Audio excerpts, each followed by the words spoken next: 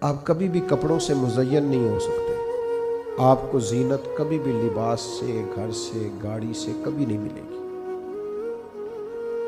بڑی گاڑی سے اگر نکلنے والا بدتمیز ہو تو کبھی بھی لوگ اسے خوبصورت انسان نہیں سمجھتے۔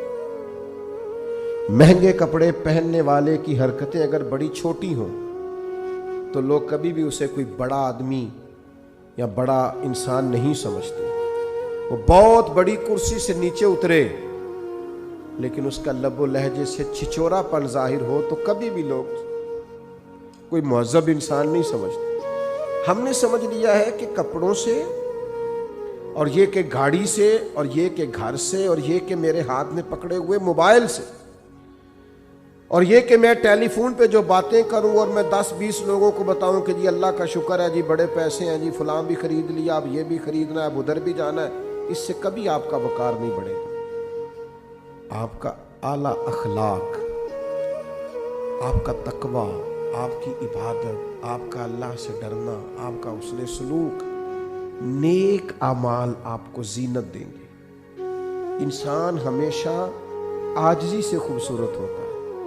وفادار لوگ خوبصورت ہوتے ہیں۔ جو لوگ خیرخواہ ہوتے ہیں، دوسروں کا بھلا کرتے ہیں، وہ خوبصورت لوگ ہوتے ہیں۔ خوبصورت بنیے۔ نوجوانوں سنو،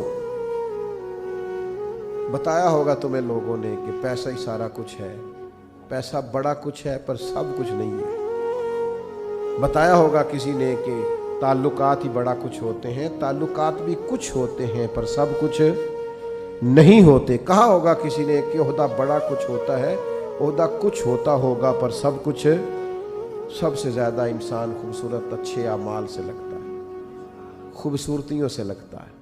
اس کے لہجے کی سچائی، اس کے انداز کا دھیما پن، اس کے بات کرنے کا ٹھہراؤ، اس کا ملنے جلنے کا خوبصورت انداز، اس کا بات ماننے کا طریقہ، یہ بڑا خوبصورت ہوتا ہے۔ آپ کو پتہ ہے جو بچہ زیادہ بات سب کی مانتا ہے وہ بچہ سب کو پیارا لگنے لگتا ہے۔ ماں باپ کا بھی فرما بردار ہوتا ہے، اساتذہ کا فرما بردار ہوتا ہے، گلی محلے میں بھی کوئی اسے کام بتا دیتا ہے۔ یہ خوبصورت بچہ اپنی فرما برداری کی وجہ سے خوبصورت ہوا ہے۔ اعمال حسنہ سے اپنے آپ کو زینت دے۔ اپنی کوتاہیاں ایک ایک کر کے چھوڑنی شروع کریں، اپنی غلطیاں ایک ایک کر کے اپنے وجود سے نکالنی شروع کریں۔